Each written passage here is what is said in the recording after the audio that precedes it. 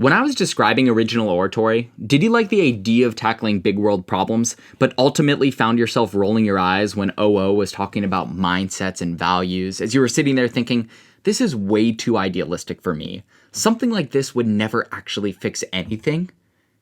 Well, if that's you, you might like original oratory's sibling speech event, original advocacy. Now, OA is a lot like OO. It tackles problems confronting society.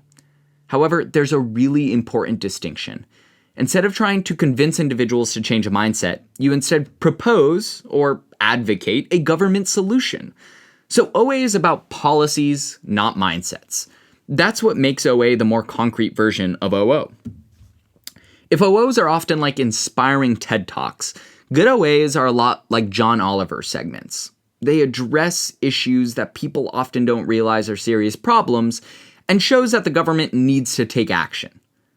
For instance, the state champion in 2019 gave a speech on sunscreen. Now we're told again and again to not forget to wear sunscreen, right? So what's the problem? Well, this speaker showed that most sunscreen has a really harmful chemical in it, oxybenzone. And that chemical is destroying coral reefs, which is devastating entire ecosystems and putting humanity in grave danger. Moreover, this substance is toxic for humans, especially women who are known to have reproductive disorders due to this harmful chemical. This is a problem that isn't about mindsets. It's about bad government policies. This chemical should not be allowed to be put in sunscreen. And so the government should ban oxybenzone. And that's what this speech advocated. Here are some more examples of original advocacies that have done really well in the past. The lottery. This was a state finalist speech, got second place. We think the lottery is a harmless game, a shot to win it big, but this speech showed how it actually preys on the most vulnerable in society, the poor, and it gets them addicted to a form of gambling. And then that money never actually gets to where it's supposed to go, schools. So it's a bad and predatory system that ruins lives and has no societal benefits. Now, it's one thing when casinos in Vegas are perpetuating gambling, but why should our government be allowed to do that with the lottery? Another speech topic was corn subsidies.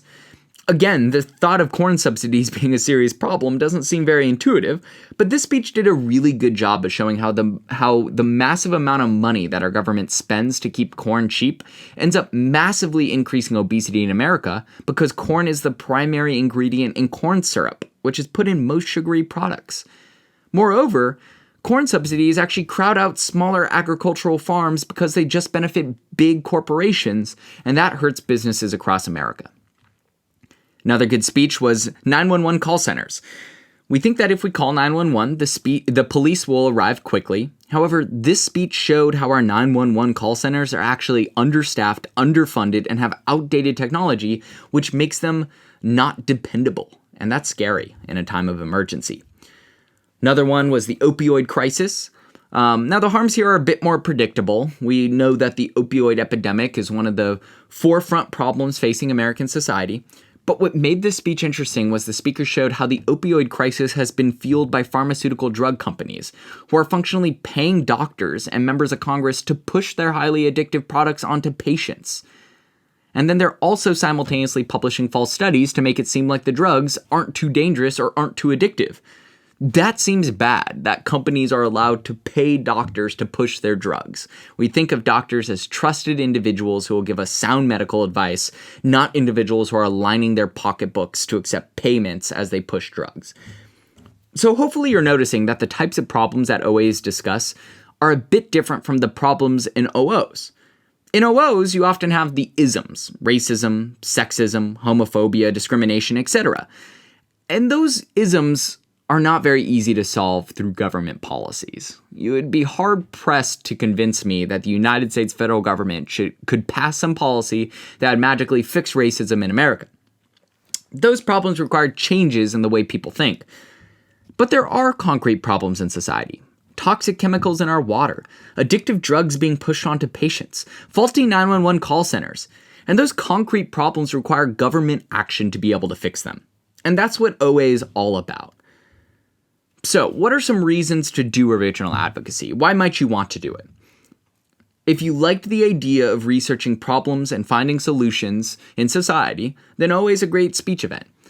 Second, if you like the more concrete approach of government solutions and policies that OA provides, rather than the abstract discussion of mindsets in OO, then OA could be a great event for you. And third, topics are very concrete, and the speech structure is pretty straightforward and intuitive, so finding a topic is often easier than some of the other speech events. Certainly a bit easier than OO. Right, in original advocacy, finding out that the opioid crisis is a problem and getting to the root cause of that is a bit easier than trying to find some abstract mindset. But that said, there's a caveat, and here are the things to think about before doing OA as your speech event. Compared to OO and XPOS, it can be a bit harder to make OAs entertaining because the topics are typically a little bit more dry. Hopefully you found yourself really engaged by the original oratories that you saw, and when you see XPOS, hopefully you'll see how fun and entertaining an XPOS could be. In OA, you're fighting an uphill battle to make something like corn subsidies, or the opioid crisis, or tort law entertaining to an audience. So that's something to think about, is the real art of original advocacy is making a topic that's pretty dry and academic, entertaining and engaging to an audience. And that can be tricky. Second, a big thing to think about before doing original advocacy, it's not a national event. So you won't be able to compete at most tournaments out of state or be able to attend nationals. I know at this point it's really early in your guys' career, so you're probably not even sure whether you're going to pursue speech and debate in a competitive way. That said, it's a good thing to think about. If you want to end up on that national stage one day, you will not be able to do it with original advocacy, whereas you can do it with all of the other speech events. So in summation, right, people who like OA over OO like the concreteness of talking about actual policies rather than the supposedly pie-in-the-sky ideas about mindsets and values. And a big part of choosing a speech event is doing a bit of introspection and figuring out what event is right for you. There is no objectively correct choice. Does an OA sound a bit boring and dry and over-limiting? Then it's probably not the right event for you. But does the concreteness of talking about policies sound appealing? Do you want to try to tackle big problems facing society? Then OA might be a great fit. Hopefully you found this video informative. If you have any more questions, please don't hesitate to reach out.